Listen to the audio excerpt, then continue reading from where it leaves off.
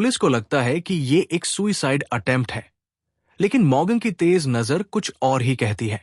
वो एक छोटा सा क्लू पकड़ लेती है। दमियन की कार कस्टम पेंटेड थी। अगर उसे जान ही देनी थी तो क्या वो अपनी पसंदीदा चीज को भी तबाह करता?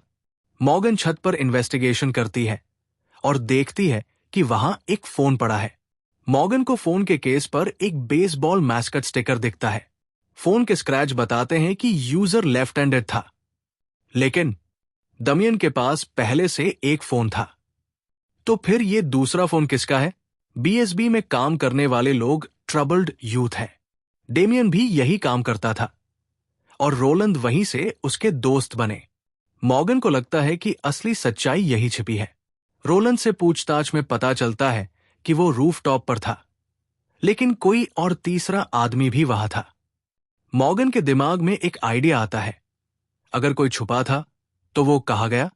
वो दमियन की कार के ट्रंक की जांच करती है और एक नया ट्रंक रिलीज बटन देखती है। कोई वहां छुपा था और चुपचाप भाग गया। मॉर्गन को अचानक रियलाइजेशन होता है। वो खुद को घटनास्थल पर रखकर कल्पना करती है जिस समय डेमियन को धक्का दिया गया था। तब चांद की रोशनी की वजह से सिर्फ छाया ही नजर आती होगी। यानी जो भी कातिल था उसने गलत व्यक्ति को धक्का दे दिया। असली निशाना डेमियन नहीं बल्कि रोलैंड था। मॉर्गन और कराडेक रोलैंड को ढूंढने एक रेव पार्टी में जाते हैं, लेकिन देर हो चुकी होती है। रोलैंड को गोली मार दी गई थी। मॉर्गन को एक और सुराग मिलता है। एक सीसीटीवी फुटेज में एक अजीब सी चमक दिखाई देती है जो गोली चलने के बाद आई थी। वो चमक उसे लूटपाट के कुछ पुराने केसों की फुटेज में भी दिखती है। यानी दोनों केस जुड़े हुए हैं। आखिरकार सच सामने आता है। रोलैंड पहले गेटवे ड्राइवर था, लेकिन उसने ये काम छोड़ दिया था। अपराधी ने जब देखा कि रोलैंड पीछे हट रहा है तो उसे खत्म करने की कोशिश की। पहले डेमियन को गलती से मारने की कोशिश की, फिर रोलैंड को सीधे गोली मार दी। जिस गन से मर्डर हुआ वही गन ज्वेलरी स्टोर रॉबरी में भी इस्तेमाल हुई थी। मॉर्गन और कराडेक एक ज्वेलरी स्टोर के बाहर जाल बिछाते हैं और ग्रिफ को चोरी करते हुए रंगे हाथों पकड़ लेते हैं।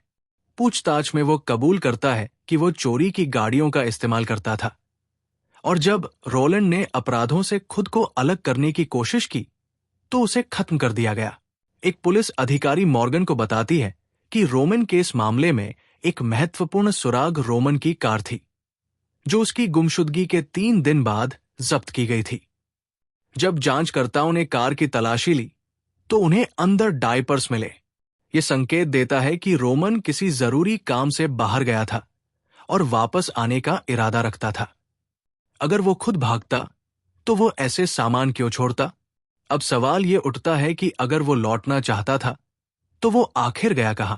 अगर आपको ये वीडियो पसंद आया हो तो लाइक, शेयर और सब्सक्राइब करें। अगली वीडियो में फिर मिलते हैं। आप किस फिल्म का रिव्यू देखना चाहते हैं हमें कमेंट करके जरूर बताएं।